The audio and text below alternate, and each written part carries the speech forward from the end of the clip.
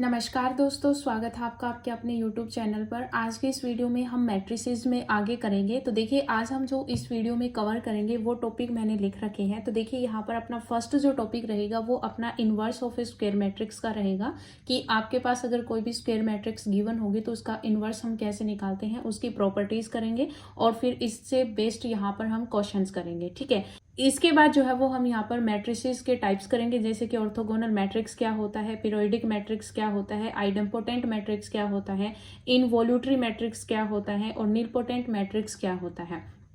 और आज की जो ये क्लास है ये बहुत ही इंपॉर्टेंट क्लास रहने वाली है क्योंकि यहाँ से क्वेश्चंस उठने के चांस होते हैं। ठीक है, तो यहाँ पर देखिए अपना जो फर्स्ट टॉपिक है वो है inverse of a square matrix का। तो आप जो है वो हेडिंग डाल लीजिए कि inverse of a square matrix. तो आज का पहला टॉपिक है inverse of a square matrix. Clear है? तो अभी देखिए यहाँ पर आपके पास क्या है कि मैंने यहाँ पर स्पेशली बात की है स्क्वायर मैट्रिक्स की। तो इनवर्स जो है वो स्क्वायर मैट्रिक्स का ही पॉसिबल होता है। देखिए, प्रीवियस वीडियो में मैंने आपको जो है वो एक तो बताया था कि आपके पास एक मल्टीप्लिकेटिव इनवर्स होता है और एक मैंने आपको बताया था एडिटिव इनवर्स होता है।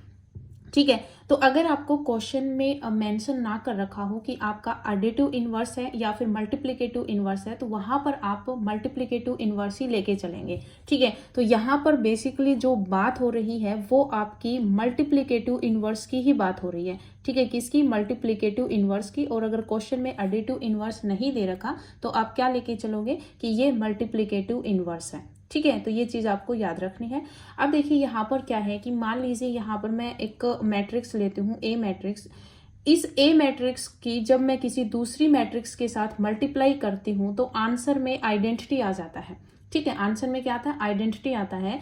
तो यहाँ पर जो आपका बी है, क्योंकि हमने ए मैट्रिक्स ले रखा था, इस ए मैट्रिक्स के साथ मैंने किसी दूसरी बी मैट्रिक्स की मल्टीप्लाई की। मल्टीप्लाई करने के बाद मेरे पास आंसर जो है वो आइडेंटिटी मैट्रिक्स आ गया।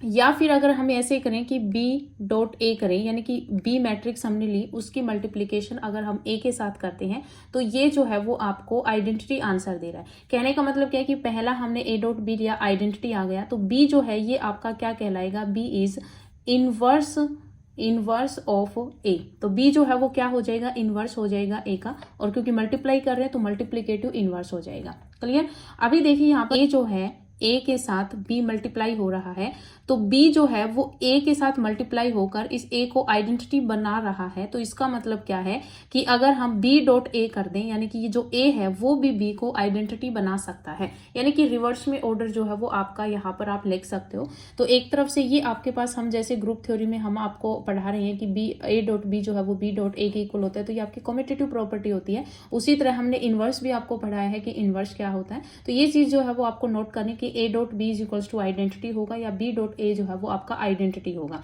ठीक है, तो यहां पर आपको डेफिनेशन लिखनी है inverse of A square matrix की कि इफ ए डॉट बी या B dot A is equals to, अगर आपके पास आइडेंटिटी आ जाए, देन वी विल से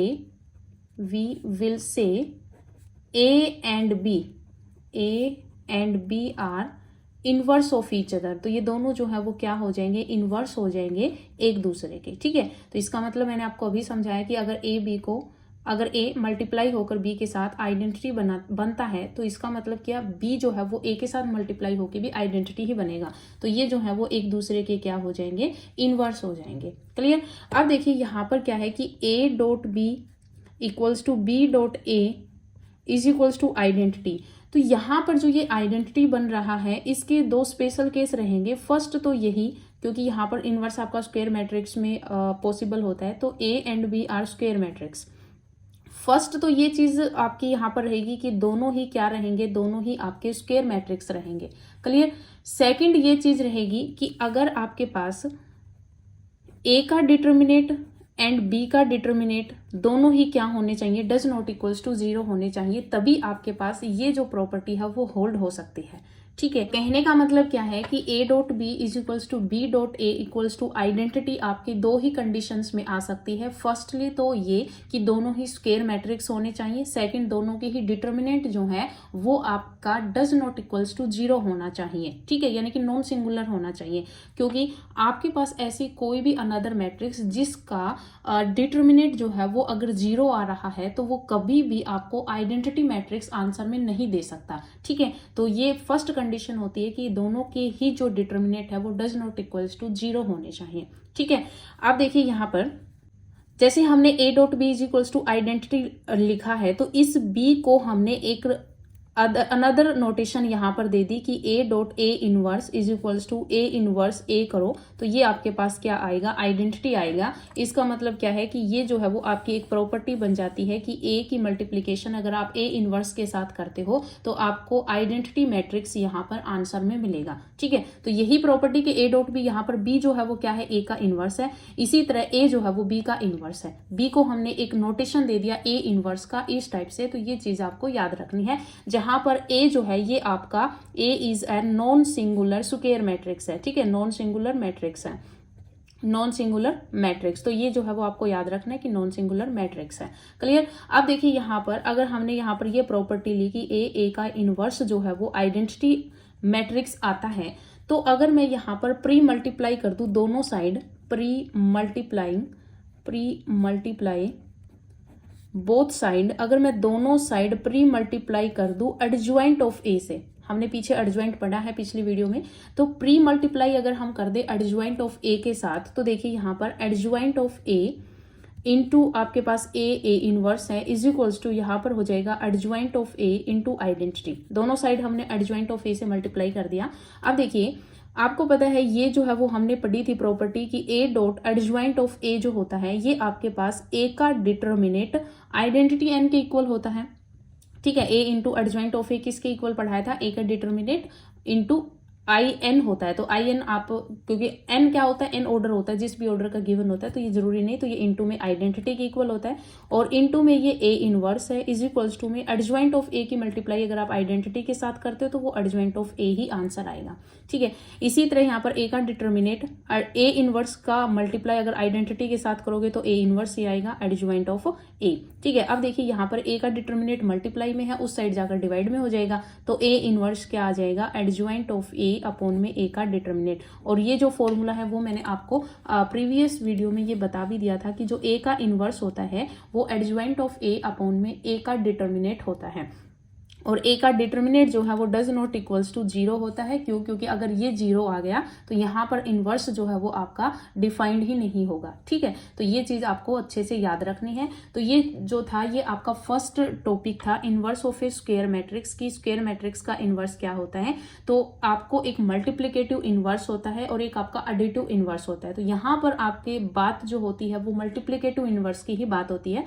अगर आपको कहीं पर एडिटिव इनवर्स अगर लेना होगा तो वहां पर आपको स्पेशली मेंशन किया हुआ मिलेगा कि एडिटिव इनवर्स लेना है। ठीक है, अब देखिए यहाँ पर हमने किया कि ए एक आपके पास मैट्रिक्स है, उसकी मल्टीप्लिकेशन हमने दूसरे मैट्रिक्स के साथ की तो आपको आइडेंटिटी मिला। तो इसका मतलब क्या है कि ये जो बी है वो क्या कहलाएगा, ए का इनवर्स कहलाएगा। बी को हमने नोटेशन दे दी है ए इनवर्स की, तो ये एक प्रॉपर्टी बन जाएगी ए डॉट ए इनवर्स जो है वो आइडेंटिटी के इक्वल होगा। और ए इनवर्स कैसे निकलता है, एडज्वाइंट ऑफ ए अपॉन में ए का डिटर्मिनेट। ए का डिटर्मिनेट आपको निकालना आता है, एडज्वाइंट भी आपको निकालना आता है, तो इस तरह से जो है वो आप क्वेश्चंस कर सकते हैं। ठीक है, अब मान लीजिए मैं यहाँ पर एक क्वेश्चन लेती हूँ।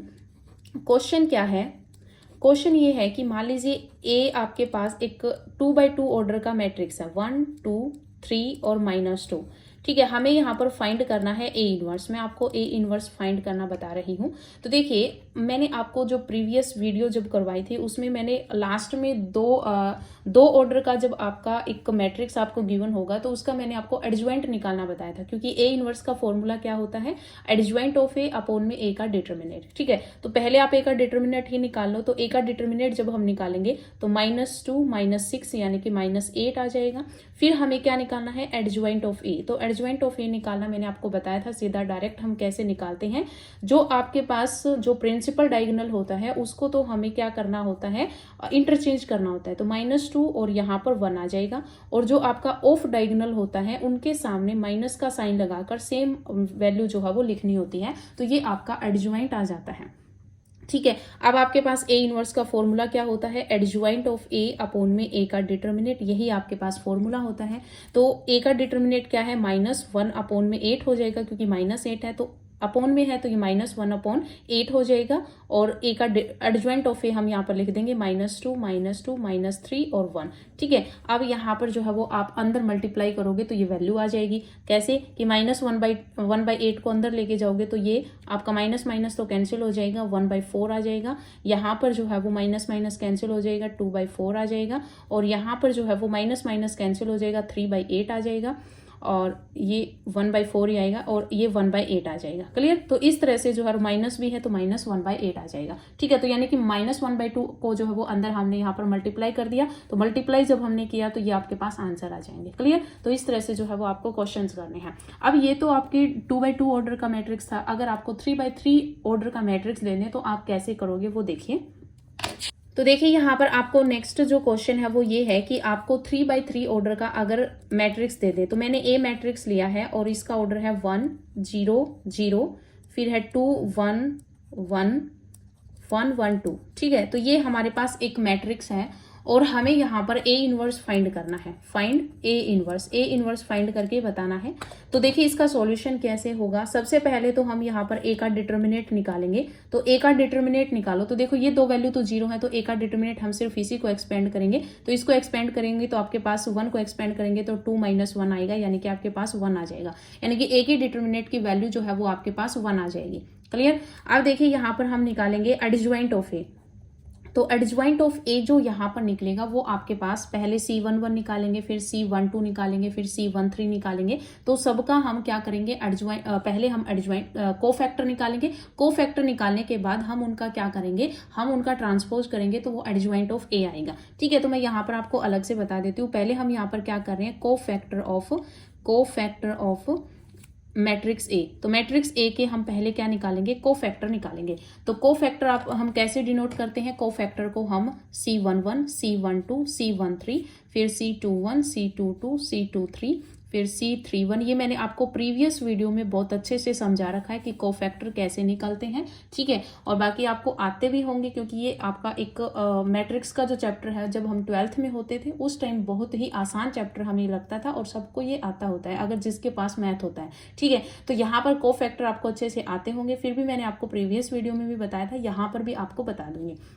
ठीक है, तो अभी देखिए यहाँ पर हम C11 जब हम निकालते थे तो C11 की फॉर्मूला आपका क्या होता था, -1 की पावर, ये आईजे होते थे तो 1 + 1। ठीक है, तो मतलब क्या है कि आपको अब तो शॉर्टकट आपको करना है, क्योंकि आपको बहुत ही कम समय में आपको क्वेश्चंस जो है वो करने होते हैं। तो यहाँ पर बस आपको प्लस और माइनस का ही साइन जो है वो ध्यान में रखना होता है, बाकी तो सीधा ही हो जाता है। तो यहाँ पर -1 की पावर 1 + 1, यानी कि जहाँ पर इवन पावर बनेगी तो वहां तो पॉजिटिव वैल्यू आएगी, और जहाँ पर ओड पावर बनेगी वहां पर नेगेटिव वैल्यू आएगी। तो अब यहाँ पर C11 निकालेंगे तो आपके पास जो माइनर फैक्टर्स जो बनेंगे वो क्या बनेंगे, C22 C23 C32 और C33। ठीक है, तो ये आपके पास बनेगा। इसका हमें क्या निकालना है, यानी कि 2/2 ऑर्डर का बन जाता है, तो इसका हमें यहाँ पर डिटर्मिनेट निकालना है। तो डिटर्मिनेट जब आप इसका निकालते हो तो क्या बनेगा, इसकी मल्टीप्लाई इसके साथ, फिर माइनस ये हो जाएगा। इसी तरह हम पहले C11 निकाल रहे हैं, तो देखिए C11 निकालेंगे, इसका मतलब हम यहाँ पर 1 को छुपा लेंगे, और यहाँ पर देखिए क्या बनेगा, ये लाइन चली जाएगी यानी कि रो, और ये फर्स्ट कॉलम चला जाएगा। तो 2 - 1, तो 2 - 1 आपके पास क्या आएगा, 1। तो मतलब C11 आपके पास क्या आएगा, 1 आएगा। ठीक है, फिर हम यहाँ पर C12 निकालेंगे। तो C12 निकालेंगे तो आपके पास ये पहली रो चली जाएगी और सेकंड कॉलम चला जाएगा। पहली रो सेकंड कॉलम चला जाएगा, तो 2 × 2 4, माइनस में 1 × 1 तो 1 हो जाएगा। तो 4 - 1 क्या हो जाएगा, 3। और आपको पता है ये C12 है, क्या है, C12 है। तो -1 की पावर 1 + 2 जब आप करोगे तो ये पावर जो है वो 3 बनेगी। तो 3 बनेगी, इसका मतलब माइनस साइन आएगा, तो -3 हो जाएगा। फिर हम यहाँ पर C13 निकालेंगे, तो 13 मतलब 1 और 3 आ रहा है, यानी कि 4 पावर बनेगी। 4 पावर यानी कि पॉजिटिव वैल्यू आएगी। तो ये आपका पहली रो और थर्ड कॉलम चला जाएगा, ये आपके पास माइनस बचेंगे। तो 2 × 1 2, माइनस में 1, तो ये आपके पास क्या आ जाएगा, 1 देंगे। इसी तरह हम यहाँ पर C21 निकालेंगे तो ये आपके पास सेकंड रो चली जाएगी, फर्स्ट कॉलम चला जाएगा, आपके पास ये 0 0 1 2 बचेगा, तो 2 इंटू 0 0 ही हो जाएगा, तो ये आपके पास 0 आ जाएगा। फिर हम यहाँ पर C22 निकालेंगे, जब C22 निकालेंगे तो सेकंड कॉलम और सेकंड रो चली जाएगी, तो 2 इंटू 1 2 हो जाएगा, 1 इंटू 0 0, तो 2 इंटू 1 2, तो यह मतलब आंसर 2 आ जाएगा। फिर हम यहाँ पर इसको एक्सपेंड करेंगे, तो इसको एक्सपेंड करेंगे तो आपके पास यहाँ पर सेकंड रो चली जाएगी और थर्ड कॉलम चला जाएगा, तो आपके पास बचेगा 1 इंटू 1, तो ये 1 हो जाएगा, ये इस साइड 0 बन जाएगा, ठीक है। और क्योंकि यहाँ पर जो है वो आपके पास क्या है, ये C23 है, C23 है, इसका मतलब पावर जो है वो माइनस की बनेगी, मतलब पावर जो है वो ओड बनेगी, क्योंकि -1 की पावर 2 + 3 बनेगा, तो 5 बनेगी, 5 ओड है, तो यहाँ पर नेगेटिव साइन आ जाएगा। क्लियर। इसी तरह हम यहाँ पर इसको एक्सपेंड करेंगे तो ये तो आपका जो कॉलम है वो चला जाएगा, रो थर्ड चली जाएगी, क्या बचेगा 1 इंटू 0, तो मतलब ओवरऑल 0 आएगा। फिर हम इस 1 को एक्सपेंड करेंगे तो सेकंड कॉलम चला जाएगा और थर्ड रो चली जाएगी, तो 1 इंटू 1 ये 0 बन जाएगा, तो ये आपके पास क्या बचेगा 1, और वो भी किसका, माइनस का, क्योंकि ये C32 है, 5 पावर बनेगी तो 5 ओड है, तो माइनस का साइन आएगा। फिर हम इसको एक्सपेंड करेंगे तो ये आपके पास थर्ड तो रो चली जाएगी और थर्ड कॉलम चला जाएगा, तो 1 इंटू 1 इंटू 0, तो ये आपके पास 1 आ जाएगा। और पावर क्योंकि यहाँ पर C33 है, तो 3 और 3 6, -1 की पावर 6 करोगे तो आपके पास प्लस ही, यानी कि प्लस ही आएगा, ठीक है। अब देखिए यहाँ पर ये आपके पास को फैक्टर आ गया ए मैट्रिक्स का, तो इसका हम क्या करेंगे, इसका हम ट्रांसपोज करेंगे, वो आपके पास एडजॉइंट आ जाएगा। तो एडजॉइंट ये आपका क्या बनेगा, 1 -3 1, फिर 0 2 -1, फिर 0 -1 और 1, ये आपके पास एडजॉइंट आ जाएगा, ठीक है। हमें क्या निकालना है, हमें निकालना है ए इनवर्स का फॉर्मूला क्या होता है, एडजॉइंट ऑफ ए अपॉन में ए का डिटर्मिनेट। ए का डिटर्मिनेट जब 1 होता है तो जो एडजॉइंट होता है वही आंसर आ जाता है इनवर्स का, तो 1 0 0 -3 2 -1 और 1 -1 और 1, ये आपके पास ए इनवर्स का आंसर आ जाएगा। तो इस तरह से जो मैंने आपको कोफैक्टर अच्छी तरह से बता दिए किस तरह से निकालने होते हैं, और इनवर्स के क्वेश्चंस भी आपको करवा दिए, ठीक है। अब देखिए यहाँ पर नेक्स्ट जो है वो आपको हेडिंग डाल लेना है यहाँ पर, प्रॉपर्टीज। सेकंड टॉपिक अपना यही था कि properties of inverse matrix. Inverse matrix की प्रॉपर्टीज हैं जो कि आपको याद रखनी है, क्योंकि क्वेश्चन में प्रॉपर्टीज जो है वो ज्यादा यूज होती हैं, तो आपको हेडिंग डाल लेनी है प्रॉपर्टीज ऑफ इनवर्स मैट्रिक्स। तो देखिए यहाँ पर फर्स्ट प्रॉपर्टी क्या है कि अगर आप ए का इनवर्स, यानी कि ए मैट्रिक्स आपको गिवन हो, उसका डबल इनवर्स करते हो तो वो मैट्रिक्स खुद ही आ जाता है, ठीक है। सेकंड प्रॉपर्टी है, इंपॉर्टेंट प्रॉपर्टी है कि ए डॉट बी का अगर आप इनवर्स निकालते हैं तो ये रिवर्स ऑर्डर में ओपन होता है, ठीक है। इसी तरह अगर आप इन जनरल की भी अगर बात करें कि A1 A2 A3 इस तरह से, अगर AN इन जनरल की मैं यहाँ पर बता रही हूँ कि अगर इसका भी इनवर्स निकालोगे तो वो भी आपका रिवर्स ऑर्डर में ही ओपन होगा, तो AN का इनवर्स, AN-1 का इनवर्स, इस तरह से चलता रहेगा, फिर A2 का इनवर्स, A1 का इनवर्स, क्लियर, रिवर्स ऑर्डर में ही ओपन होगा। थर्ड प्रॉपर्टी आपकी यहाँ पर है कि अगर आप ए का इनवर्स निकालकर उसका डिटर्मिनेट निकालो, या फिर आप ए का डिटर्मिनेट निकालकर इनवर्स कर दो, आपका सेम ही यहाँ पर जो है वो आंसर रहेगा। और ए के डिटर्मिनेट की पावर अगर आप यहाँ पर -1 करते हो तो मतलब क्या है कि ए का डिटर्मिनेट जो आप निकाल लेते हो उसकी पावर माइनस कर दो, -1 पावर कर दो, ठीक है। क्योंकि ए का डिटर्मिनेट जब हम पहले निकाल लेते हैं तो वो एक एग्जैक्ट वैल्यू आ जाती है, तो जो एग्जैक्ट वैल्यू आएगी उसकी पावर -1 कर दो, तो वो जो है दोनों ही वैल्यू आपकी इक्वल रहेंगी। कि पहले तो आप इनवर्स निकाल लो, इनवर्स निकाल कर आप उसका जो है वो डिटर्मिनेट कर दो, या फिर आप पहले डिटर्मिनेट निकाल कर उसकी पावर -1 कर दो, तो आपके पास वैल्यू जो आएंगी वो दोनों ही इक्वल यानी कि सेम आएंगी। इक्वल्स टू में इसको हम क्या लिख सकते हैं, 1 अपॉन में ए का डिटर्मिनेट, ठीक है। तो ये सारी ही वैल्यू क्या होंगी, इक्वल होंगी, क्लियर। अब देखिए यहाँ पर फोर्थ प्रॉपर्टी आपकी क्या है, फोर्थ प्रॉपर्टी जो है ये भी आपकी यही इसी से रिलेट हो जाएगी कि अगर आप ए का ट्रांसपोज करो फिर आप उसका इन्वर्स निकालो, या फिर आप ए का इन्वर्स निकाल कर ट्रांसपोज करो, आपके पास दोनों ही सेम रहेंगी, ठीक है। ए का ट्रांसपोज करके इन्वर्स करो या ए का इन्वर्स निकाल के ट्रांसपोज करो, आपके पास वैल्यूज जो है वो सेम रहेंगी। फिफ्थ प्रॉपर्टी है, इंपॉर्टेंट प्रॉपर्टी है कि अगर आपके पास किसी मैट्रिक्स के साथ स्केलर मल्टीप्लाई में है और उसका हमें इन्वर्स निकालना हो तो यहाँ पर जो है वो रिवर्स ऑर्डर नहीं लगेगा, के का इन्वर्स हो जाएगा और ए का इन्वर्स हो जाएगा, जहां पर के आपका स्केलर है और ए आपके पास स्क्वायर मैट्रिक्स ही है, ठीक है। तो ये आपके पास फिफ्थ प्रॉपर्टी है जो कि मोस्ट इंपॉर्टेंट प्रॉपर्टी है, आपको अच्छे से याद रखना है। सिक्स्थ प्रॉपर्टी क्या है, अब जब अगर नल मैट्रिक्स का अगर आपको इन्वर्स पूछ लिया जाए तो नल मैट्रिक्स का इन्वर्स नहीं निकलता है, लेकिन आपके पास जो आइडेंटिटी इन्वर्स होता है, इसका जो इन्वर्स होता है वो आइडेंटिटी एलिमेंट के ही इक्वल आता है। ठीक है, तो आइडेंटिटी का इन्वर्स आपका क्या होता है, आइडेंटिटी ही होता है। नेक्स्ट जो चीज है वो ये है कि अगर आपके पास कोई डायगोनल मैट्रिक्स दे दिया जाए और उसका अगर आपको इन्वर्स निकालना पूछ लिया जाए तो वहां पर क्या होगा। तो देखिए यहाँ पर ए मैट्रिक्स मैं ले रही हूँ जो कि आपके पास एक डायगोनल मैट्रिक्स है। डायगोनल मैट्रिक्स में आपको पता है कि जो आपका प्रिंसिपल या फिर आपका जो मेन डायगोनल होता है उस पर एलिमेंट्स होते हैं, बाकी सारे 0 0 होते हैं। ठीक है, 0 D2 0 0 0 D3। तो ये आपके पास क्या है, ये आपके पास एक डायगोनल मैट्रिक्स है। अगर हम यहाँ पर कोफैक्टर निकालेंगे ए मैट्रिक्स के, कोफैक्टर ऑफ मैट्रिक्स ए, तो पहले हम यहाँ पर को फैक्टर निकालेंगे मैट्रिक्स ए के। तो देखिए को फैक्टर निकालेंगे तो सबसे पहले हम यहाँ पर C11 के निकालेंगे। तो C11 का को फैक्टर निकालेंगे तो आपको पता है पहली रो पहला कॉलम चला जाएगा, ये आपके पास माइनर मैट्रिक्स बचेगा, तो ये 2D2 D3 हो जाएगा, D2 D3 हो जाएगा। फिर बाकी आपके यहाँ पर सारे क्या रहेंगे, 0 रहेंगे। क्यों, क्योंकि अगर हम इसको लेके चलेंगे तो ये चला जाएगा और ये चला जाएगा, डी इसकी मल्टीप्लाई 0 के साथ 0। ओवरऑल आपका यहाँ पर जो है वो जो डायगोनल रहेंगे उसी पर जो है वो एलिमेंट्स आएंगे। यहाँ पर जो है वो आपके पास क्या आ जाएगा, जब हम D2 को एक्सपेंड करेंगे तो आपके पास वैल्यू क्या बनेंगी, D1 D3 और ये सारा 0 हो जाएगा, ये 0 ये 0। अगर इसको एक्सपेंड करेंगे तो 3 रो और 3 कॉलम यहाँ पर चला जाएगा, तो ये बन जाएगा D1 D2। ठीक है, तो को फैक्टर आपके पास ये आएंगे। क्लियर है। अब देखिए यहाँ पर हम इसका जब ट्रांसपोज करेंगे तो आपके पास यही मैट्रिक्स जो है वो वापस आ जाएगा एडज्वाइंट ऑफ ए में, यानी कि को फैक्टर हमने निकाला तो आपके पास जो एडज्वाइंट आएगा वो भी इसी के इक्वल आएगा। क्यों, क्योंकि जब हम इसका ट्रांसपोज करेंगे तो फर्स्ट रो फर्स्ट कॉलम बन जाएगी और सेकंड रो जो है वो सेकंड कॉलम बन जाएगी। तो क्योंकि डायगोनल एलिमेंट्स है तो डायगोनल एलिमेंट्स पर वही जो एलिमेंट्स है वो वापस से आ जाएंगे।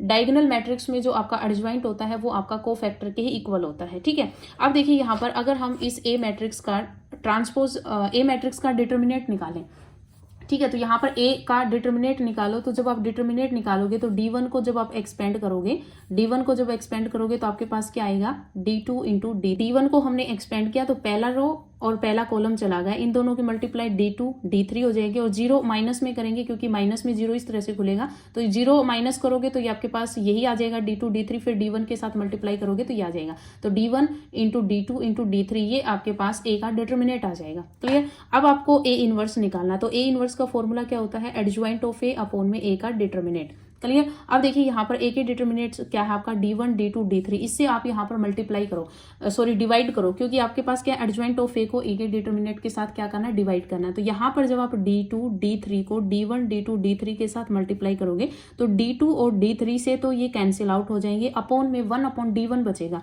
तो D1 को मैं यहाँ पर लिख सकती हूँ D1 का इनवर्स, बाकी सारे 0 ही रहेंगे, 0। यहाँ पर जो है वो D1 और D3 कट जाएगा, D2 बचेगा, तो D2 का इनवर्स, फिर ये 0 0 0, यहाँ पर जो है वो D3 का इनवर्स बचेगा। इसका मतलब क्या है कि अगर आपको डायगोनल मैट्रिक्स अगर आपको गिवन हो तो उसका अगर आपको इनवर्स निकालना हो तो नॉर्मली आपको क्या करना है, जो वैल्यूज गिवन होती है उसकी पावर आपको -1 कर देना है। ठीक है, तो यहाँ पर सीधा ही एक कॉन्सेप्ट आपका हो जाएगा कि if a is equals to में अगर आपके पास डायगोनल एलिमेंट्स दे रखे हैं D1 D2 D3, इसका मतलब यही होता है। ठीक है, इस तरह से अगर सिंबॉलिकली अगर आपको लिख रखा हो तो इसका मतलब होता है D1 0 0 0 D2 0 0 0 D3। ठीक है, और अगर आपको ए इनवर्स निकालना हो तो आपके पास डायगोनल एलिमेंट्स क्या आ जाएंगे, D1 का इनवर्स, D2 का इनवर्स और D3 का इनवर्स। तो ये आपके पास एक फॉर्मूला बन जाएगा, एक प्रॉपर्टी बन जाएगी जो कि मोस्ट इंपॉर्टेंट प्रॉपर्टी है, आपको अच्छे से ये याद रखनी है। क्लियर। तो ये जो है वो आप लिख लेना। अब देखिए यहाँ पर नेक्स्ट जो है वो आपके पास क्वेश्चंस हैं, 2 क्वेश्चन आपको यहाँ पर करवाऊंगे, इंपॉर्टेंट क्वेश्चंस हैं, आ सकते हैं, तो वो देखिए वो क्वेश्चंस क्या हैं। तो देखिए यहाँ पर क्वेश्चन क्या है, क्वेश्चन ये है कि इफ अगर अपने पास आइडेंटिटी माइनस में ए का इनवर्स अगर आपके पास इक्वल हो 1, यानी कि आइडेंटिटी प्लस में ए स्क्वायर, इस तरह से जो है वो आगे चलता हुआ a रेज़ दी पावर 7 तक है। ठीक है, और इसके साथ ये दे रखा है कि a की पावर अगर हम n करते हैं और वो नल मैट्रिक्स आ जाता है, देन हमें यहाँ पर बताना है कि n की वैल्यू क्या होगी। तो n जो है वो किसके इक्वल होगा ये हमें बताना है।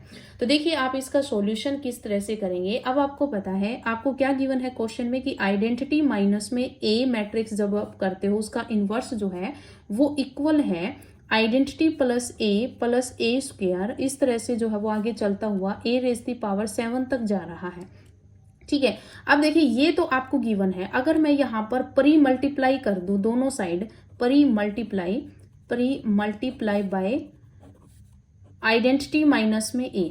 ठीक है, आइडेंटिटी माइनस ए के साथ में अगर प्री मल्टीप्लाई कर दूं दोनों साइड, बोथ साइड, तो आपके पास क्या बनेगा? देखिए identity minus A into identity minus A का inverse equals to identity minus में ए इंटू में identity plus A square plus इस तरह से ए रेज़ दी पावर 7।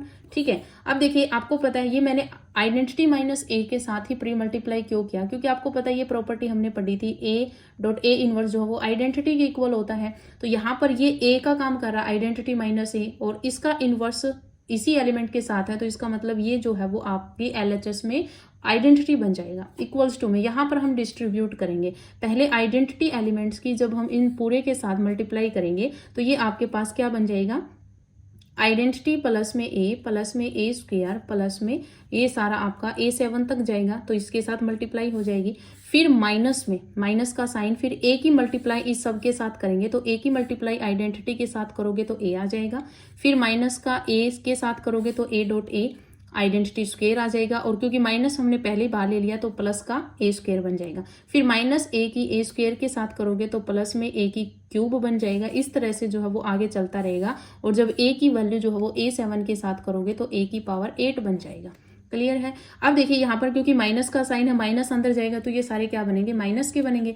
अब ये जो आपके पास ए है ये माइनस ए से कैंसिल हो जाएगा, ए स्क्वायर आपका माइनस ए स्क्वायर से कैंसिल हो जाएगा, और यहाँ पर जो है वो यहाँ पर जो है वो A7 भी आएगा, तो प्लस का A7 और माइनस का A7 यहाँ पर कैंसिल हो जाएगा। ये माइनस जब हम अंदर लेके जाएंगे तो ये सारे माइनस के बनेंगे, इसलिए मैं कह रही हूँ। ठीक है, तो ए के साथ ए कैंसिल, ए स्क्वायर के साथ ए स्क्वायर, फिर यहाँ पर A3 आएगा वो 3 के साथ कैंसिल हो जाएगा। यहाँ इसी तरह A7 होगा और यहाँ पर भी A7 आएगा, A7 से कैंसिल हो जाएगा। आपके पास ओवरऑल यहाँ पर क्या बचेगा? और इस आइडेंटिटी से ये आइडेंटिटी कैंसिल हो जाएगा, तो इस साइड आपके पास नल मैट्रिक्स बच जाएगा। इक्वल्स टू में यहाँ पर जो है वो आपके पास क्या बचेगा? माइनस का ए रेज़ दी पावर 8 बचेगा। ठीक है, माइनस का ए रेज़ दी पावर क्या बचेगा? 8 बचेगा। ठीक है, इसका मतलब क्या है कि ये माइनस इस साइड लेके आओगे तो जीरो के साथ क्या हो जाएगा? ए रेज़ दी पावर 8 जो है वो आपके रहेगा 0 बन जाएगा। ठीक है, तो इसका मतलब क्या है कि ए रेज़ दी पावर 8 यानी कि इस साइड लेके आओगे तो माइनस आप इस साइड लेके जाओगे तो जीरो के साथ आगे आप माइनस लगाओ या प्लस लगाओ, कोई फर्क नहीं पड़ता। तो ए रेज़ दी पावर 8 ये माइनस इस साइड जाकर आके जो प्लस हो जाएगा, तो ये आपके पास जीरो मैट्रिक्स आ जाएगा। तो A raise the power 8 zero matrix आ गया, नल मैट्रिक्स बोलेंगे हम। तो क्या है? A raise the power n जो है वो हमें क्वेश्चन में दे रखा है कि नल मैट्रिक्स है। जब हम इसके साथ कंपेयर करेंगे इस चीज को, तो आपको पता है n की वैल्यू यहाँ से क्या आ जाएगी? n की वैल्यू 8 आ जाएगी, तो यही आपका आंसर हो जाएगा।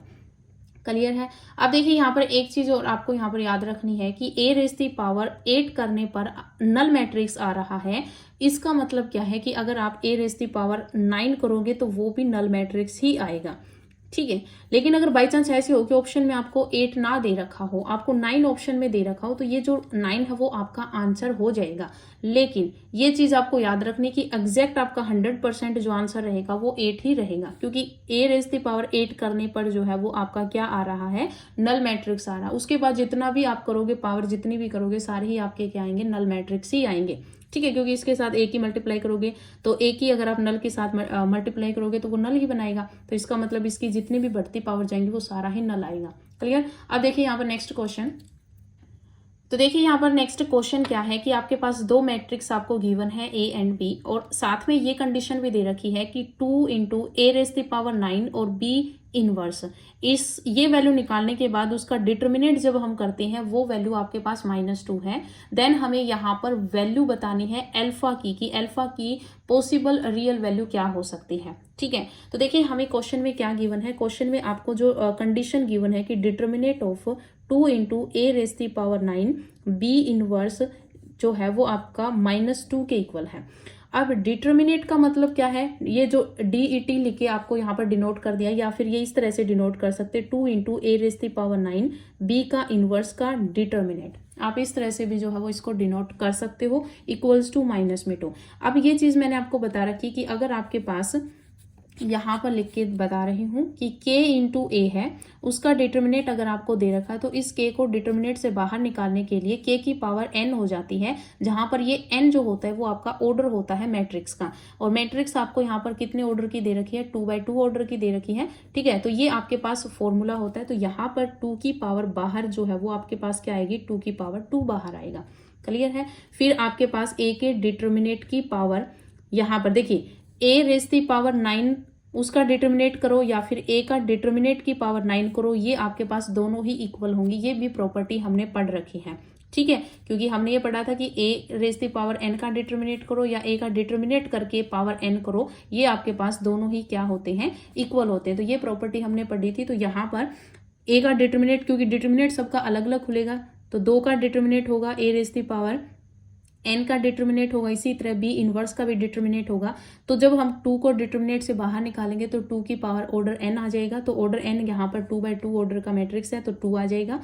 a का डिटर्मिनेट की पावर 9 आ जाएगी। इसी तरह जो है वो b का डिटर्मिनेट का इनवर्स आ जाएगा। ठीक है, क्योंकि ये भी आपके पास प्रॉपर्टी होगी कि b की पावर माइनस b इनवर्स बोलो या b की पावर -1 का डिटर्मिनेट करो या कि b का डिटर्मिनेट करके उसकी पावर -1 कर दो, ये इक्वल होगा। अभी हमने यहाँ पर इनवर्स की प्रॉपर्टी में पढ़ा था। ठीक है, इक्वल्स टू में आपके पास आ जाएगा -2। क्लियर। अब देखिए यहाँ पर आपके पास क्या बन जाएगा, a के डिटर्मिनेट की पावर 9 और b के डिटर्मिनेट की पावर -1 इक्वल्स टू में ये 2 की पावर कितना हो जाएगा, 4। तो -2 अपॉन में 4 करोगे तो ये -1/2 हो जाएगा। क्लियर, क्या हो जाएगा, -1/2। अब देखो यहाँ पर a का डिटर्मिनेट निकाल लो और b का डिटर्मिनेट निकालो। तो a का डिटर्मिनेट निकालो, तो जब हम a का डिटर्मिनेट निकालेंगे तो आपके पास वैल्यू क्या आ जाएगी, 3 अल्फा माइनस में 4। इसी तरह जब हम b का डिटर्मिनेट निकालेंगे तो आपके पास क्या आ जाएगा, 3 3 जा 9 माइनस में 7 इज इक्वल्स टू क्या आ जाएगा, 2। यानी कि a का डिटर्मिनेट तो आ जाएगा 3 अल्फा माइनस 4 और b का डिटर्मिनेट है 2। तो यहाँ पर पुट कर दो, पुट करेंगे तो क्या आ जाएगा, a का डिटर्मिनेट क्या है, 3 अल्फा माइनस में 4, उसकी पावर क्या आ जाएगी, उसकी पावर आ जाएगी 9, और b का डिटर्मिनेट क्या आया है, 2। तो 2 की पावर -1 है यहाँ पर, इज इक्वल्स टू में -1/2। क्लियर है। इस 2 की पावर -1 को हम क्या लिख सकते हैं, 1/2 कर सकते हैं। तो ये क्या आ जाएगा, 3 अल्फा माइनस में 4, इसकी पावर क्या है, 9 है। जब ये 2 की पावर -1 जो है इसको हम क्या लिख सकते हैं, 1/2। तो 1/2 यहाँ पर मल्टीप्लाई में है, इस साइड जाकर डिवाइड में जाएगा, डिवाइड में जाएगा 1/2, पलटी मार के ऊपर 2 चला जाएगा, 2 से 2 कैंसिल हो जाएगा। तो ये इज इक्वल्स टू आपके पास क्या आ जाएगा, -1 आ जाएगा। क्लियर। अब देखिए यहाँ पर -1 जो है इसको हम -1 की पावर 9 कर सकते हैं, कोई फर्क नहीं पड़ेगा। ठीक है, जैसे हम 1 की पावर, ये मैंने -1 की पावर 9 क्यों किया, क्योंकि दोनों में पावर सेम करने के लिए। अब ओड पावर है तो -1 ही आंसर में देगा, तो इसका मतलब क्या, पावर सेम है तो बेस भी क्या होगा, सेम होगा। तो 3 अल्फा माइनस में 4 इक्वल्स टू -1 हो जाएगा। ये 3 अल्फा इज इक्वल्स टू में ये उस साइड जाएगा तो प्लस का 4 होगा, तो प्लस के 4 में से माइनस का 1 जाएगा तो 3 बचेगा। अल्फा की वैल्यू यहाँ से 1 आ जाएगी। ठीक है, तो ये आपके पास आंसर आ जाएगा। हमें अल्फा की ही वैल्यू पूछी थी तो अल्फा की वैल्यू क्या आ जाएगी, 1 आ जाएगी। तो इस तरह से जो है वो आपको क्वेश्चंस करने हैं। ठीक है, अब देखिए यहाँ पर नेक्स्ट जो अपने टॉपिक्स थे वो मैट्रिक्स के कुछ टाइप थे कि निलपोटेंट मैट्रिक्स क्या होता है, ऑर्थोगोनल मैट्रिक्स क्या होता है, तो वो देखिए अब। तो यहाँ पर नेक्स्ट जो रहेगा वो अपना ऑर्थोगोनल मैट्रिक्स का टॉपिक रहेगा। तो वो देखिए कि ऑर्थोगोनल मैट्रिक्स क्या होते हैं। तो अब देखिए यहाँ पर आप हेडिंग डाल लीजिए, ऑर्थोगोनल मैट्रिक्स। तो ऑर्थोगोनल मैट्रिसेस क्या होता है या ऑर्थोगोनल मैट्रिक्स क्या होती है, ये आपको यहाँ पर मैंने स्पेलिंग गलत लिख दी, ये स्पेलिंग है ऑर्थोगोनल। ठीक है, ऑर्थोगोनल मैट्रिक्स। तो ऑर्थोगोनल मैट्रिक्स क्या होता है, इसकी डेफिनेशन देखिए कि ऑर्थोगोनल मैट्रिक्स क्या होता है। तो यहाँ पर क्या है, सबसे पहले ये जो आपकी जितनी भी मैं आपको यहाँ पर डेफिनेशन कराऊंगी सारी ही आपकी क्या रहेंगी, स्क्वायर मैट्रिक्स की ही ये टाइप रहेंगी कि ऑर्थोगोनल मैट्रिक्स क्या होता है, पीरियोडिक मैट्रिक्स क्या होता है। ठीक है, तो सब किस पर एप्लीकेबल है, सभी जो है वो स्क्वायर मैट्रिक्स पर ही है। तो यहाँ पर आप लिख सकते हो for square matrices, square matrix. और स्क्वायर मैट्रिक्स क्या होता है ये तो आपको पता ही है, जिसका ऑर्डर सेम होता है, m और n जो है वो इक्वल होते हैं। तो यहाँ पर इसकी जो डेफिनेशन जो रहेगी वो ये रहेगी कि if A matrix is a square matrix, कि अगर ए आपके पास एक स्क्वायर मैट्रिक्स है, देन ए इंटू ए का ट्रांसपोज जब हम करें, ठीक है, ए इंटू ए का ट्रांसपोज हम करें या ए का ट्रांसपोज इंटू ए करें तो आपके पास आइडेंटिटी आंसर में आए। ठीक है, कि मतलब ए इंटू ए का ट्रांसपोज करो या फिर ए का ट्रांसपोज इंटू ए करो, आपके पास आंसर में क्या आ रहा है, आइडेंटिटी एलिमेंट आ रहा है। देन ए इज सेड, तो हम इस ए को क्या कहेंगे, A is said to be orthogonal matrix. तो इसको हम क्या कहेंगे, ऑर्थोगोनल मैट्रिक्स कहेंगे। तो ये आपके पास डेफिनेशन हो गई ऑर्थोगोनल मैट्रिक्स की, कि अगर ए आपके पास स्क्वायर मैट्रिक्स है तो जब हम ए डॉट ए का ट्रांसपोज या ए का ट्रांसपोज डॉट ए करते हैं तो वो आपके पास आइडेंटिटी आ रहा है। क्लियर है। अभी देखिए, हमने थोड़ी देर पहले यहाँ पर जो है वो जब इन्वर्स किया तो हमने ये चीज पढ़ी थी कि ए डॉट ए का जो इन्वर्स है या फिर ए इन्वर्स डॉट ए करते हैं तो वो आपके पास आइडेंटिटी आता है। ये प्रॉपर्टी हमने पढ़ी थी। इसका मतलब क्या है कि ए इनवर्स का जो प्लेस है वो किसने ले लिया, यहाँ पर ए के ट्रांसपोज ने ले लिया। तो यहाँ से जो है वो आप एक ऑब्जर्व कर सकते हो एक बात को, वो क्या है कि ए का जो ट्रांसपोज है वो क्या है, वो ए इनवर्स के ही इक्वल है। और ये जो है वो कई जगह पर जहां पर आपको ये दे रखा हो कि ये ऑर्थोगोनल मैट्रिक्स है तो क्वेश्चंस को सॉल्व करने में ये एक अहम रोल निभाता है कि ए का जो ट्रांसपोज है वो और कुछ नहीं, वो ए का इनवर्स ही है, किसमें, ऑर्थोगोनल मैट्रिक्स में। क्लियर। तो ए इंटू ए का ट्रांसपोज जो है वो आपका इक्वल होता है आइडेंटिटी के, और ए का ट्रांसपोज आपका क्या होता है, ए इनवर्स ही होता है। क्लियर है।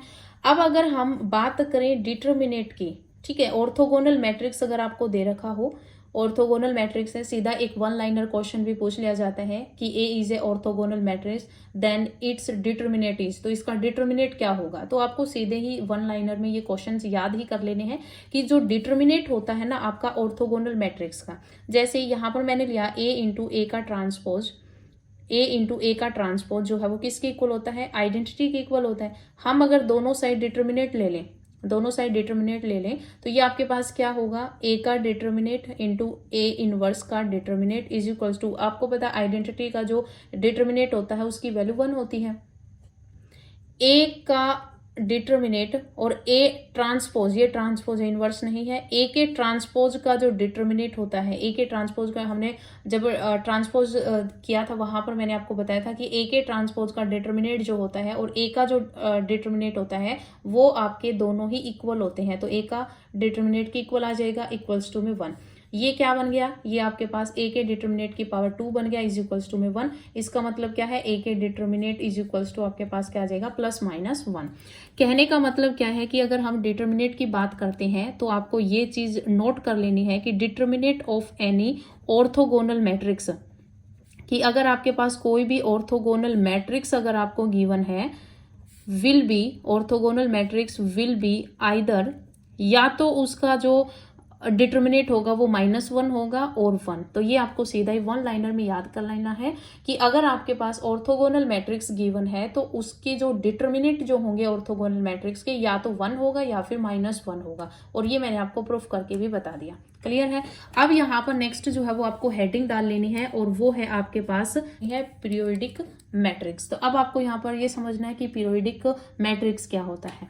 तो पीरियोडिक मैट्रिक्स क्या होता है, इसकी डेफिनेशन लिखिए कि if A is a square matrix, की ए जो है वो आपके पास क्या है, स्क्वायर मैट्रिक्स है, एंड इसके साथ में ए रेज़ दी पावर k+1 जो है वो ए के इक्वल आ जाए, ए रेज़ दी पावर k+1 जो है वो ए के इक्वल आ जाए, then A is said to be, मैं समझाऊंगी आपको अच्छे से, पहले डेफिनेशन लिख लेते हैं कि A is said to be periodic matrix. इस ए को हम पीरियोडिक मैट्रिक्स कहेंगे, एंड ये जो k है, इस k को k विल बी पीरियड, और k जो है ये आपका k क्या कहलाएगा, ये आपका पीरियड कहलाएगा।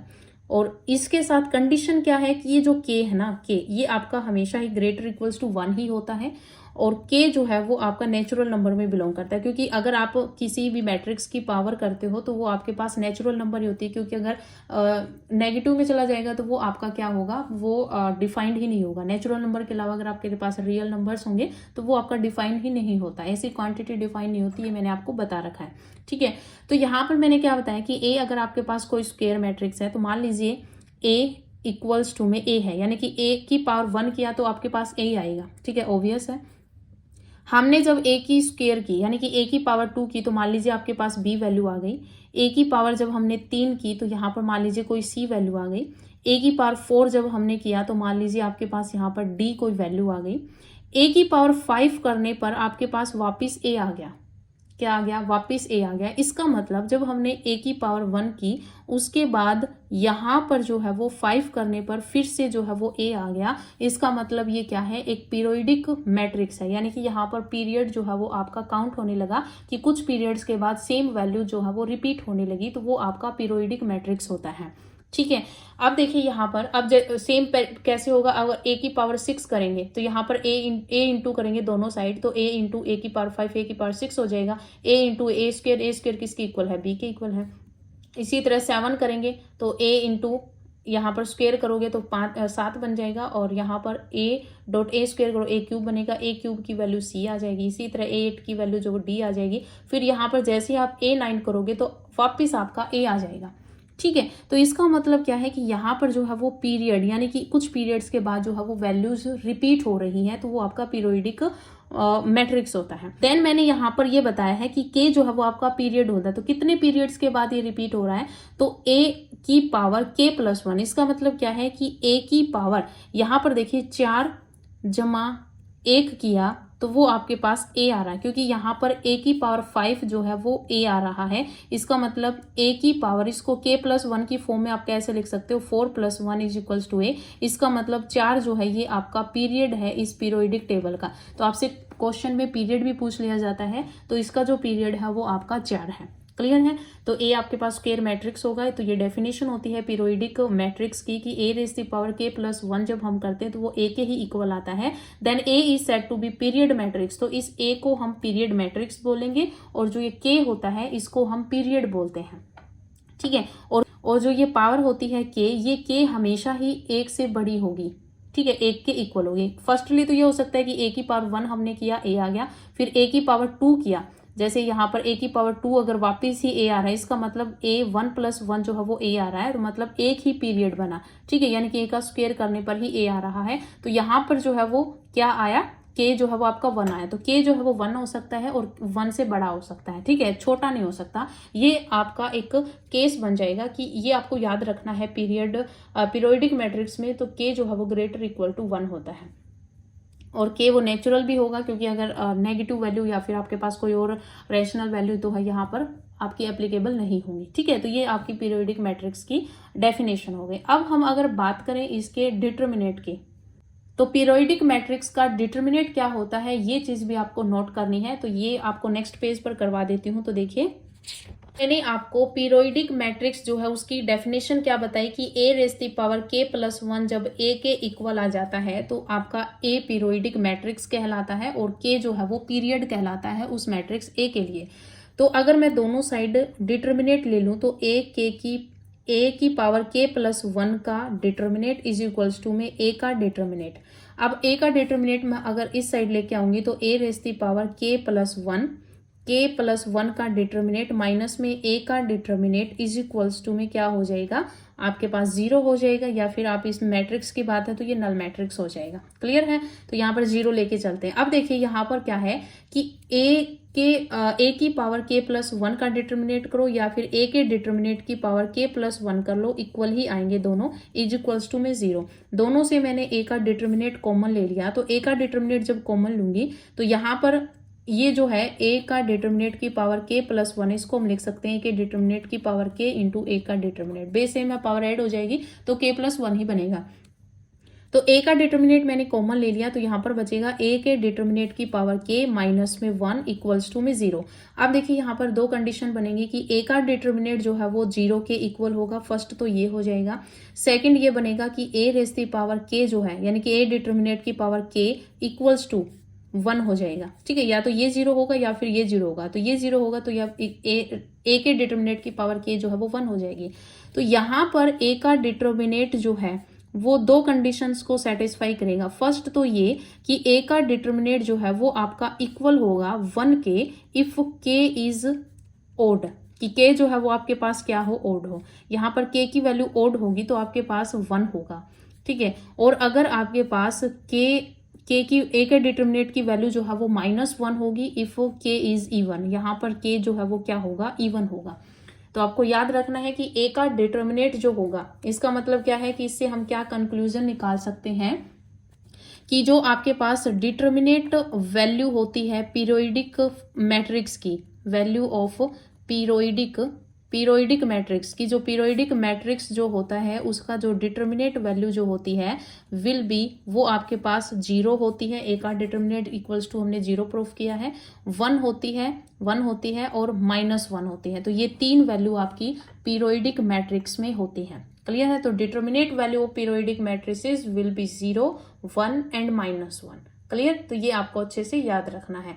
इसके साथ ही आपको ये चीज भी याद रखनी है, मैं आपको यहाँ पर लिख देती हूँ कि स्क्वायर नल मैट्रिक्स की, जो स्क्वायर नल मैट्रिक्स जो होते हैं, क्योंकि नल मैट्रिक्स की हम बात करें तो स्क्वायर नल मैट्रिक्स ये आपके पीरियोडिक तो होते हैं लेकिन इनका पीरियड जो है वो डिफाइन नहीं होता। तो square null matrix are said to be periodic. इनको हम पीरियोडिक तो बोलते हैं बट देयर पीरियड, लेकिन इनका जो पीरियड होता है, पीरियड इज नॉट डिफाइंड। इनका पीरियड जो है वो डिफाइंड नहीं होता, नॉट डिफाइंड। ठीक है?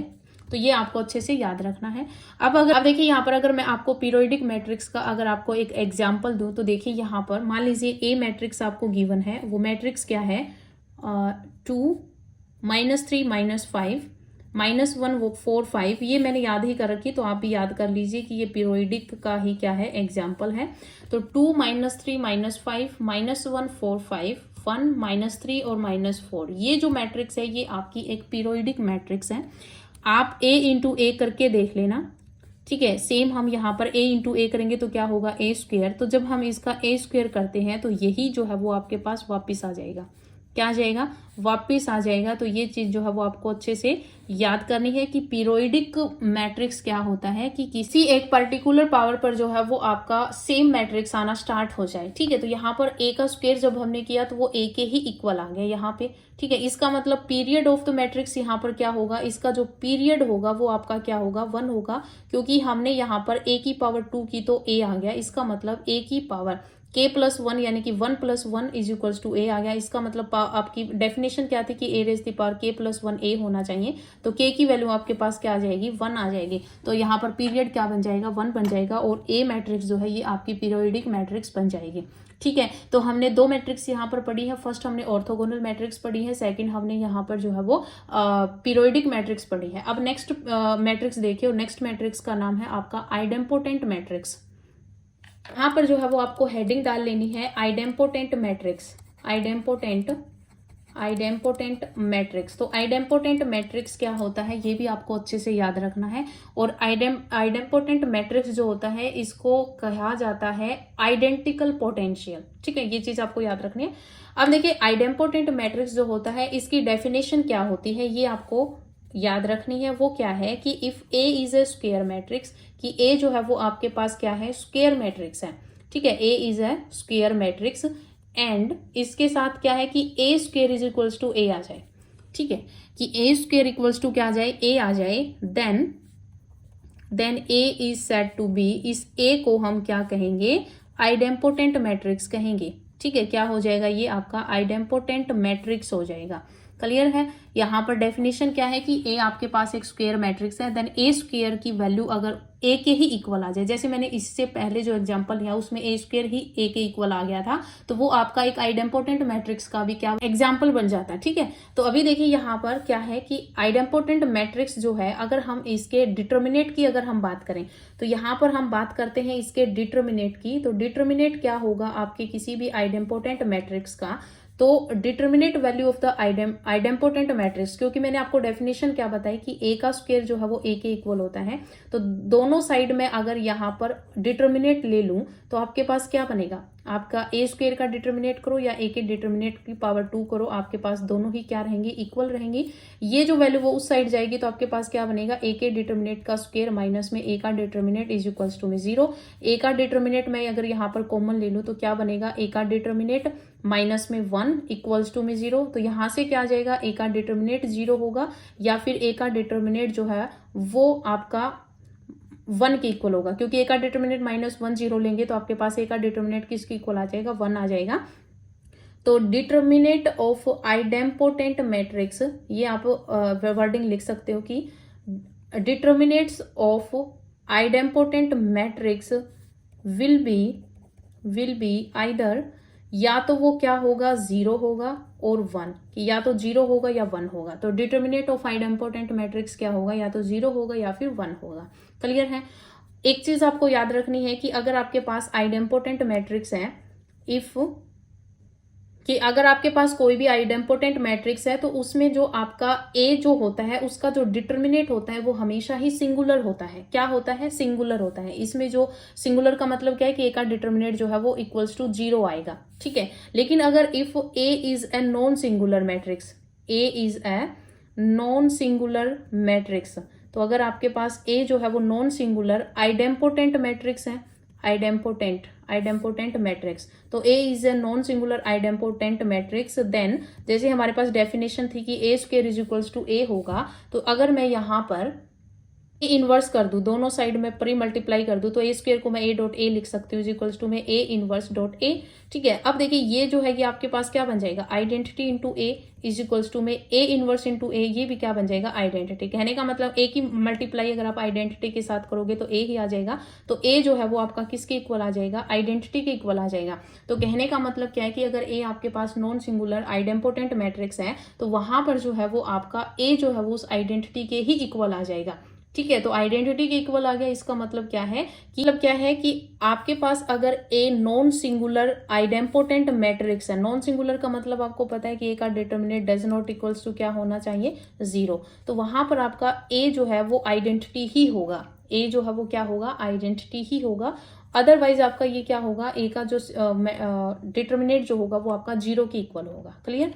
अब देखिए यहाँ पर नेक्स्ट एक चीज और आपको यहाँ पर नोट करनी है कि ए का स्क्वायर अगर ए के इक्वल आ गया, ठीक है, तो इसके बाद आप जितनी भी पावर कर लो, ए की पावर 3 कर लो, ए की पावर 4 कर लो, ए की पावर 5 कर लो, सारे ही आपके ए के इक्वल आएंगे, ठीक है। तो ये चीज आपको अच्छे से याद रखनी है। फिर देखिए यहाँ पर फोर्थ जो है वो आपको नोट करना है कि ऑल आइडेम्पोटेंट मैट्रिक्स, ये आपको वन लाइनर में क्वेश्चन पूछे जा सकते हैं। तो all idempotent matrix are periodic, कि सारे आइडेम्पोटेंट मैट्रिक्स जो होते हैं वो पीरियोडिक होते हैं, बट नॉट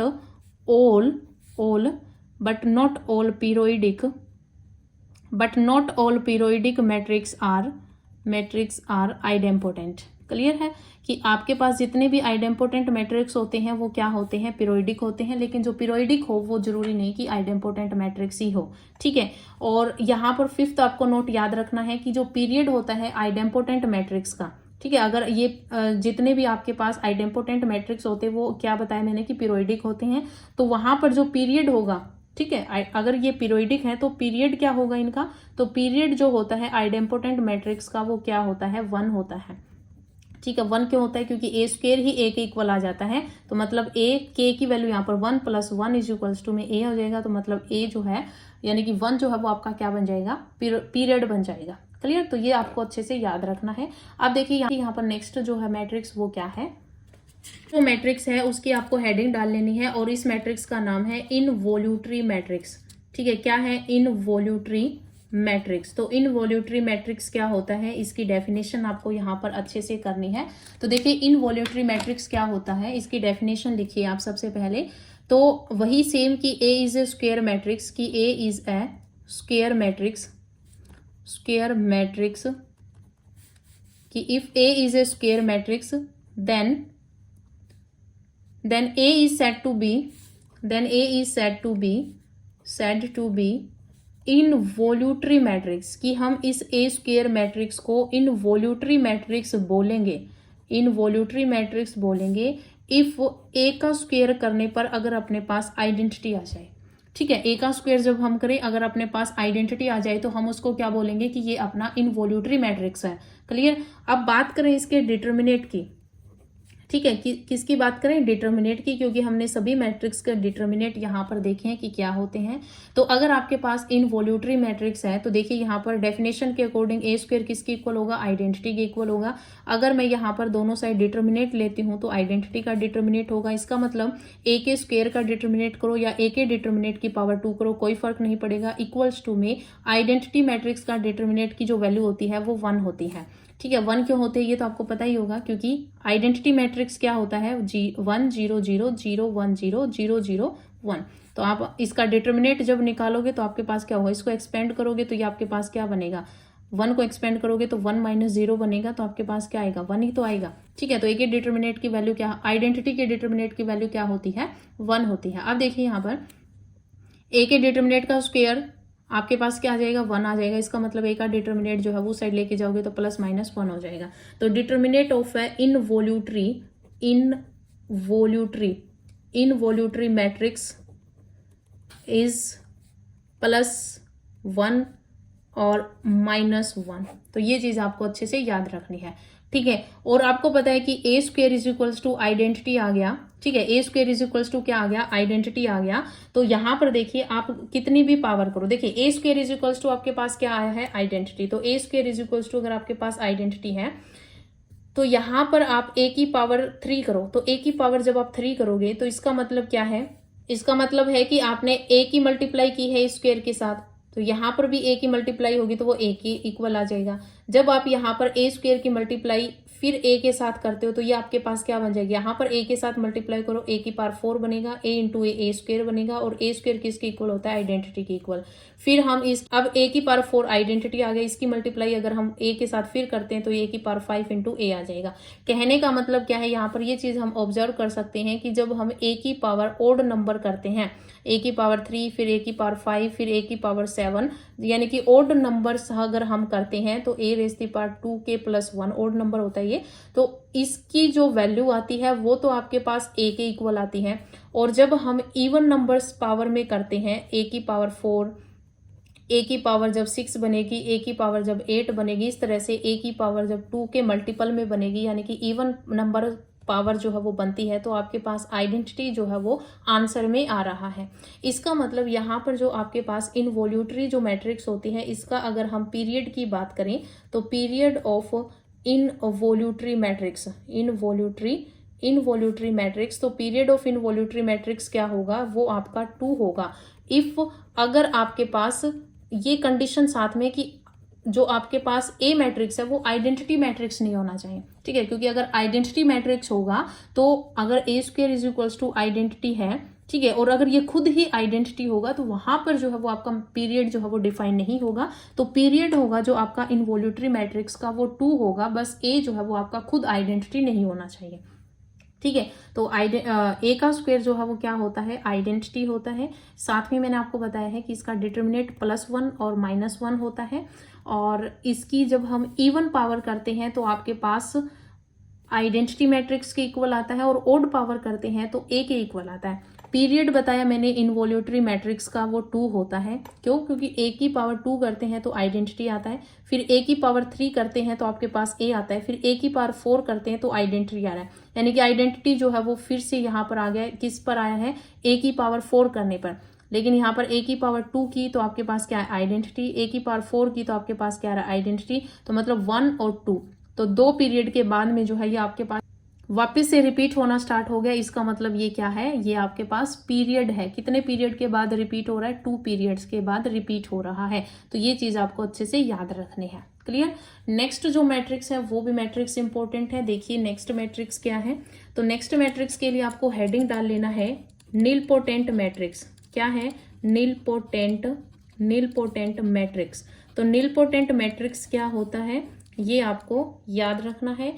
वही सेम नीलपोटेंट मैट्रिक्स में क्या होता है कि अगर मान लीजिए आप यहाँ पर ए की पावर 1 किया तो ए हो गया, फिर ए की पावर 2 किया तो आपके पास कोई बी वैल्यू आ गई, ए की पावर 3 किया तो कोई सी वैल्यू आ गई, ए की पावर 4 किया तो डी वैल्यू आ गई, ए की पावर जब आपने 5 किया तो कोई ई वैल्यू आ गई, ए की पावर जैसे आपने 6 किया तो मान लीजिए आपके पास नल मैट्रिक्स आ गया।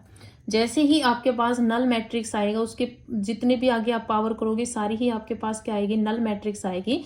तो ये जहां पर आपके पास नल मैट्रिक्स आया है वो आपके पास क्या हो जाता है, वो कि आपने जैसे ही पावर बढ़ाते गए आपके पास कहीं ना कहीं आपके पास नल मैट्रिक्स आ गया, तो वो आपका निलपोटेंट मैट्रिक्स कहलाता है। क्या कहलाता है, निलपोटेंट मैट्रिक्स कहलाता है।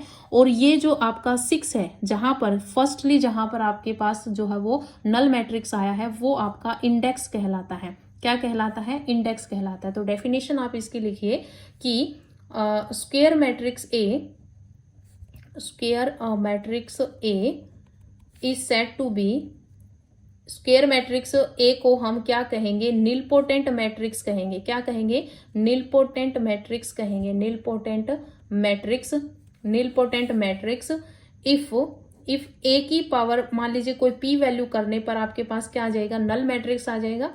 और सभी P belongs to natural number, यानी पी जो है वो आपका क्या होगा, एक नेचुरल नंबर ही होगा, क्योंकि पावर तो आपकी रियल में हो नहीं सकती, तो आपके पास क्या होगा, नेचुरल नंबर में ही ये आपका एप्लीकेबल होगा। एंड पी इज, ये मैंने आपको बता दिया कि ए रेज द पावर पी क्या होगा, नल होगा। तो यहां पर पी जो होगा वो क्या कहलाएगा, P is said to be, P is said to be the index of the nilpotent matrix, index of the nilpotent matrix. और साथ में ये क्या है कि ए की पावर p माइनस 1 जो है वो डज नॉट इक्वल्स टू 0 होना चाहिए, तभी वो p इंडेक्स कहलाता है। कहने का मतलब क्या है कि जैसे हमने ए की पावर 6, जैसे ही यहाँ पर ए की पावर 6 जो है वो नल मैट्रिक्स आया, तो उसके बाद जितने भी पावर्स हैं, बड़ी पावर है, वो सारी ही नल आएंगी। तो इसका मतलब क्या है कि 8 भी जैसे यहाँ पर क्या है, 8 भी नल मैट्रिक्स दे रहा है, इसका मतलब 8 आपका इंडेक्स नहीं होगा। क्यों, क्योंकि जब हम यहाँ पर ए रेज दी पावर, क्योंकि ये आपके अकॉर्डिंग टू डेफिनेशन क्या होगा, ए रेज दी पावर पी जो है वो आपके पास नल मैट्रिक्स आना चाहिए। तो ये जो p माइनस 1 जब हम करते हैं वो डज नॉट इक्वल्स टू 0 नहीं है, ठीक है। क्योंकि अगर हम a raise the power p minus 1 करेंगे तो 7 आएगा, और 7 जो है वो भी नल मैट्रिक्स है, इसका मतलब ये आपका 8 जो है ये आपका इंडेक्स नहीं होगा। जैसे हमने यहाँ पर 6 जो है वो आपका इंडेक्स होगा, क्यों, क्योंकि जब हम a की पावर 6 माइनस 1 करते हैं, 6 माइनस 1 क्या, 5, वो डज नॉट इक्वल्स टू आपके पास नल मैट्रिक्स आ रहा है, इसका मतलब 6 जो है वो आपका इंडेक्स होगा। तो ये चीज आपको याद रखनी, इसकी डेफिनेशन आपको सीधी याद रखनी है कि स्क्वायर मैट्रिक्स जो होता है ए, उसको हम क्या कहेंगे, निलपोटेंट मैट्रिक्स कहेंगे। इफ अगर आप ए उस स्क्वायर मैट्रिक्स की कोई एक ऐसी पावर आप ढूंढ लेते हो जिसकी वैल्यू जो है वो क्या आ रही है, नल मैट्रिक्स आ रही है, तो उस पी को हम क्या कहते हैं, इंडेक्स कहते हैं, और वो ए मैट्रिक्स आपका निलपोटेंट मैट्रिक्स कहलाता है, ठीक है। तो ये आपके पास क्या हो गया, निलपोटेंट मैट्रिक्स हो गया, और इसकी डेफिनेशन हो गई। अगर हम बात करें इसके डिटर्मिनेट की, तो वो आपको याद रखना है। तो डिटर्मिनेट की अगर हम बात करें, डिटर्मिनेट, तो determinate of A nilpotent matrix, तो जो डिटर्मिनेट होता है निलपोटेंट मैट्रिक्स का, वो आपके पास 0 होता है, ठीक है। क्या होता है, 0 होता है। क्यों होता है 0, पास डेफिनेशन क्या है, A raise the power p is equals to में नल मैट्रिक्स। तो नल मैट्रिक्स का ए की पावर p का डिटर्मिनेट करो या 0 का डिटर्मिनेट करो, यानी कि ओवरऑल आपके पास ए की पावर डिटर्मिनेट की वैल्यू जो है वो क्या आएगी, 0 ही आएगी। तो डिटर्मिनेट जो होता है आपको सीधा एग्जैक्ट याद रखना है कि जो 0 जो आपके पास निलपोटेंट मैट्रिक्स होता है उसका जो डिटर्मिनेट होता है वो आपके पास क्या होता है, 0 होता है। तो ये चीज जो है वो आपको अच्छे से याद रखनी है। अब देखिए यहाँ पर एक क्वेश्चन मैं आपको करवा देती हूँ। देखिए यहाँ पर क्वेश्चन क्या है, क्वेश्चन ये है कि अगर ए आपके पास कोई स्क्वायर मैट्रिक्स है, कि A is a square matrix, कि ए जो है वो आपके पास स्क्वायर मैट्रिक्स है, और स्क्वायर मैट्रिक्स भी किस टाइप की है, इनवोल्यूटरी मैट्रिक्स है। क्या है, इनवोल्यूटरी मैट्रिक्स। तो अभी आप सोचिए कि इनवोल्यूटरी मैट्रिक्स मैंने क्या करवाई है आपको, ठीक है, ये इनवोल्यूटरी मैट्रिक्स है। तो देन आई माइनस में ए जो है और आई प्लस ए जो है, इसकी वैल्यू क्या होगी, ये हमें बतानी है, ठीक है। तो इनवोल्यूटरी मैट्रिक्स क्या होती है, क्या इसकी डेफिनेशन आपके माइंड में बिना देखे आई, अगर आई तो बहुत अच्छी बात है। तो इनवोल्यूटरी मैट्रिक्स होता है जब ए का स्क्वायर आइडेंटिटी के इक्वल होता है, वो इनवोल्यूटरी मैट्रिक्स होता है। अब इसका सॉल्यूशन जब हम करेंगे तो आइडेंटिटी मैट्रिक्स माइनस ए और आइडेंटिटी मैट्रिक्स प्लस में ए दे रखा है, तो हम यहाँ पर क्या करेंगे, इनकी मल्टीप्लाई करेंगे। आइडेंटिटी की मल्टीप्लाई आइडेंटिटी के साथ करोगे तो आइडेंटिटी हो जाएगा, फिर आइडेंटिटी की मल्टीप्लाई ए के साथ करोगे तो आपके पास ए आ जाएगा, फिर माइनस ए की मल्टीप्लाई आइडेंटिटी के साथ करोगे तो माइनस ए आ जाएगा, फिर माइनस ए की मल्टीप्लाई प्लस ए के साथ करोगे तो माइनस का ए स्क्वायर आ जाएगा। ये तो प्लस माइनस कैंसिल हो जाएगा, ये आइडेंटिटी माइनस में इन्वोल्यूटरी मैट्रिक्स है तो ए का डिटर्मिनेट यानी कि ए का स्क्वायर जो है वो आइडेंटिटी के इक्वल होगा, तो माइनस में ये आइडेंटिटी हो जाएगा। आइडेंटिटी माइनस आइडेंटिटी 0, तो ये आपके पास इसका जो आंसर रहेगा वो 0 रहेगा।